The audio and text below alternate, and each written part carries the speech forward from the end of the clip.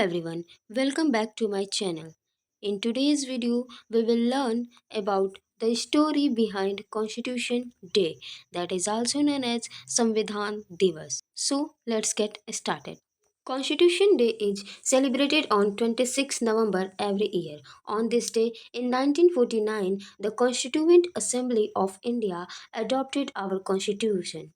It became into effect into 2 months later on 26 January 1950, making India a republic. Constitution day प्रत्येक साल 26 नवंबर को मनाया जाता है। 1949 में इसी दिन कॉन्स्टिट्यूएंट असेंबली ऑफ इंडिया ने, जिसने कॉन्स्टिट्यूशन ऑफ इंडिया को बनाया, कॉन्स्टिट्यूशन को अडॉप्ट किया और 2 महीने बाद 26 जनवरी 1950 को कॉन्स्टिट्यूशन इफेक्ट में आया पूरे इंडिया में। इसलिए उस दिन जो इंडिया है वो रिपब्लिक हुआ। इसी कारण 26 जनवरी को रिपब्लिक डे के रूप में मनाया जाता है।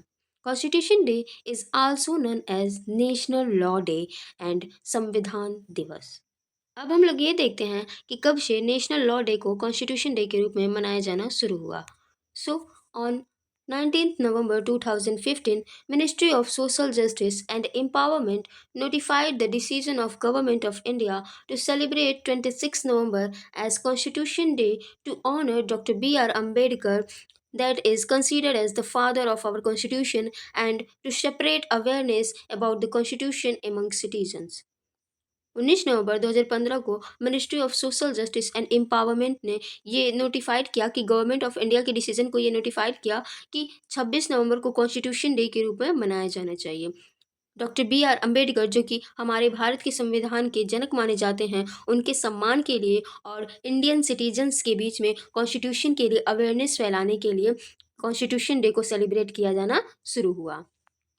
Now let's talk about why is the constitution important. Bharat का संविधान इम्पॉर्टेंट क्यों है? The constitution is the supreme law of India. किसी भी देश का कॉन्स्टिट्यूशन उस देश का सुप्रीम लॉ होता है। जो इंडियन कॉन्स्टिट्यूशन है वो इंडिया का supreme law of the land है। जो अदर सारे कानून हैं वो इंडियन कॉन्स्टिट्यूशन पे बेस्ड हैं, उसके प्रोविजंस पे बेस्ड हैं। It gives us fundamental rights like freedom of speech, equality and justice. Indian constitution के पार्ट 3 में आर्टिकल 12 से 35 तक फंडामेंटल राइट्स दिए गए हैं, जिसमें बहुत सारे फंडामेंटल राइट्स हैं, जिसके कुछ फंडामेंटल राइट हैं freedom of speech, equality and justice. It also guides how our government works, ensuring democracy and fairness for everyone.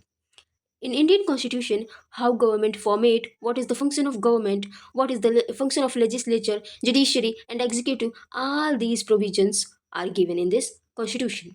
So it is very important for Indian democracy and for Indian government.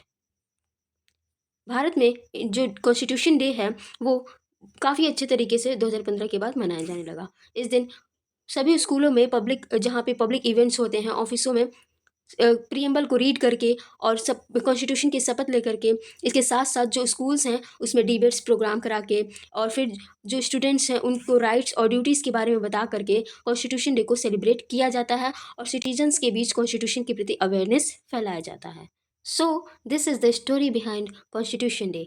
If you found this video helpful, don't forget to like, subscribe and share this video. Thank you.